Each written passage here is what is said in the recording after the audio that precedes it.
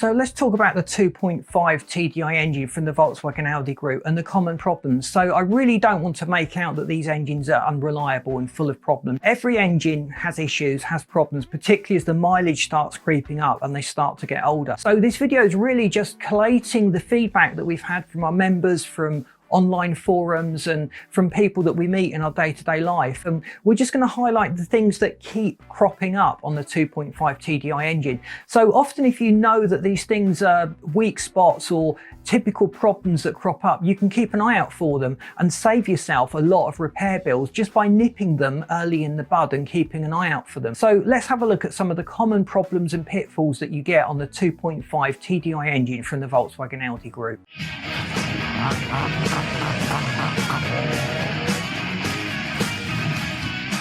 So generally speaking, the newer the engine, the better designed it is. There's generally a little bit of a glitch round about the change of models. So when they went from the PD to the CR engines, the CR engines are generally very, very reliable, but those early models had a few problems and a few issues, but they tended to pick up on those over the years and iron them out. So if you're buying an engine, always try and get the end of the generation and the newest generation that you can, just to avoid a lot of the inherent problems that come from manufacturing and mass producing an engine. So injector problems can be a real pain on these engines. Some of the injectors are quite easy to get to and others are just sited in almost impossible locations. They require quite a bit of disassembly. But often a lot of running problems are just down to poor injectors. They've maybe got silted up over time. So running good quality fuel through the engine and injector cleaner can certainly extend the life of those injectors, but that's not going to repair a broken, old or worn injector. So you may have a very smoky engine, you may be using a lot of extra fuel, and it may just be down to one injector that's failing. So replacing the injector that's failing is certainly a good idea. Taking a diagnostic reading from the OBD2 port on a scanner will often highlight where in the engine you're experiencing the problem. But I would certainly recommend, if the engine mileage is starting to creep up and one or two injectors have started to fail, it'll probably be a false economy just to replace those faulty injectors. You want the whole fuel system to be working in unison to keep everything as tidy as possible. So I would certainly recommend the investment in all of the injectors and making sure they're all replaced at the same time. So turbochargers generally do take quite a beating. So if you drive the car hard and you just shut the engine off, you're adding a lot more wear to the turbo. The oil that's inside the turbo is starting to get hot and baking, and the turbo is still spinning without lubrication effectively. So that just exacerbates the wear and tear that you get on the turbocharger. So a lot of turbocharger issues are down to driver habits, using the incorrect oil, or just driving it too hard and then suddenly shutting it off, or subjecting the turbo to serious warm up, cool down cycles repeatedly for lots and lots of short journeys. So the typical issues you will get are boost problems, but you may start to hear a whining noise or a siren noise from the turbo as the turbo is starting to wear out. So if that's the case, if your turbo is starting to wear, I would recommend going out and getting a sportier replacement alternative. You may as well upgrade the power slightly if you're going to invest in a turbo, and a lot of those performance turbos will outlast and outperform the standard factory turbo, and generally they don't cost that much more, so it's certainly worth the investment, and that can take your tuning project to the next level. So the intake manifolds on the 2.5 TDI engines is prone to cracking. Now we suspect this is down to the heat cycles that the engine goes through, and if you do a lot of short journeys, a lot of stop-start driving, it can make that problem worse. So keep an eye on the manifold itself, check for cracks. If you're buying an engine or buying a car, just have a quick once over on the intake manifold and just make sure there's no visible cracks starting to form, because that can have a knock-on effect with other problems inside the engine. So the EGR valve, the exhaust gas recirculation valve, it's really there to reduce emissions. It makes the engine run cooler and more cleanly when the engine is cold. So the EGR valve itself is generally closed when you're on full throttle, when the engine's warmed up and the engine is operating under load. So it's not, as some people suspect, sapping your performance all the time. It's solely there for that low RPM driving, and as the engine warms up, it can keep those emissions dramatically down. But it's quite a complicated system, and it does tend to clog up and soot up. So that can cause all sorts of problems as that starts to to malfunction, and you will generally get a warning light on the dashboard that you've got an EGR issue. So at that point, a lot of drivers start to think about removing the EGR or cleaning it and replacing it with a new one. But we've done another video looking at EGR replacement, so we just discussed the merits, the pros and cons of removing, deleting the EGR system, and some things to look out for. I won't go into that in this video, but the EGR delete is a physical and software mod. You can't just turn it off in software. You're still likely to get some problems in the engine because the pipework is still there,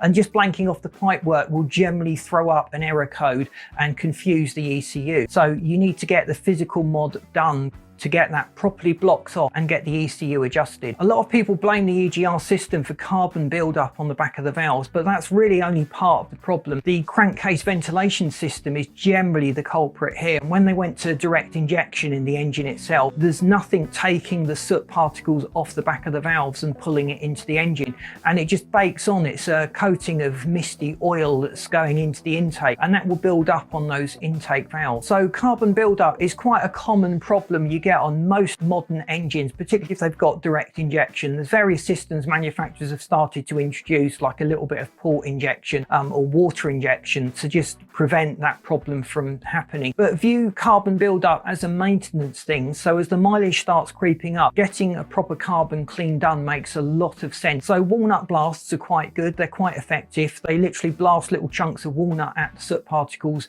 to break it off. And because it's walnut, it's not going to do any damage inside the engine. Unlike, say, sandblasting or some other hard substance, if that got into the engine, that would cause all sorts of problems and wear and tear in the engine. There's a couple of spray processes that have been perfected. I had a BG intake clean done on my car, which was very effective. So that involved a fairly long duration of about 30 minutes, I think it was, the garage said. And they run that intake cleaner through the intake on the engine at various RPM levels. And that burnt off the carbon and cleaned it up. But that's certainly not a DIY job. Don't expect the sprays that you use on the intake to do an effective cleanup job. They can probably help reduce the problem or extend the life of your engine slightly, but they will not remove the carbon when it's become badly embedded on the valves and the intake. So minimizing that carbon buildup, you really do need to use the VW spec oil. That is designed really to mitigate the problem. It doesn't prevent it, but using low quality oils will just accelerate the carbon buildup process. Changing that oil and filter regularly, making sure the oil is nice and clean and able to do its job effectively,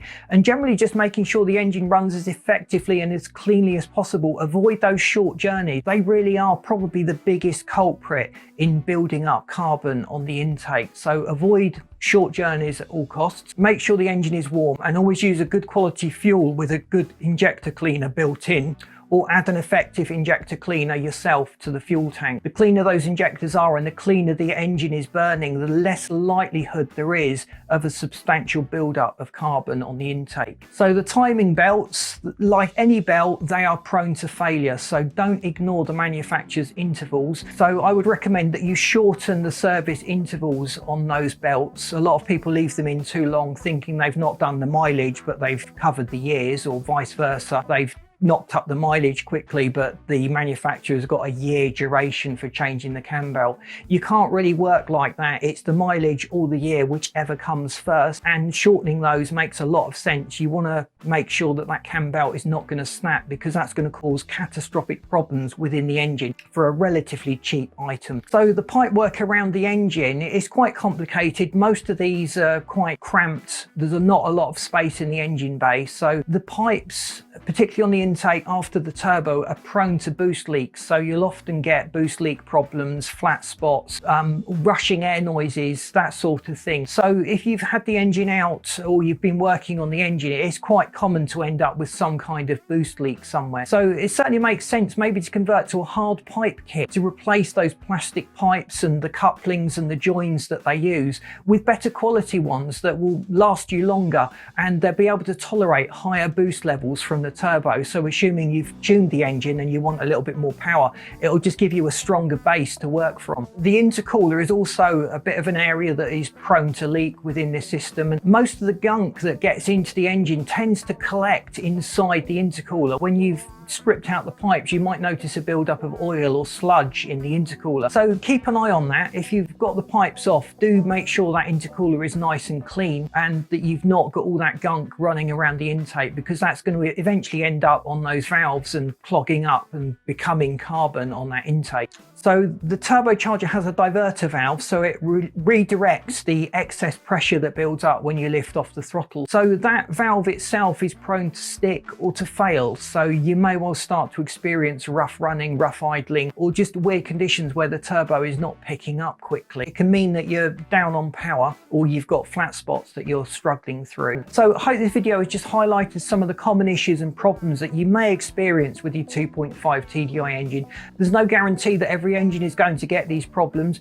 They're just the things that most people talk about or ask about. So if you know about them, you're prepared, and being forewarned is forearmed. You can actually make sure that these problems don't come back and bite you in the future. So thanks for watching. Please boot that like button if you haven't done so. Subscribe. We'd love you to stay tuned, and I'll see you in the next video. Thanks for watching.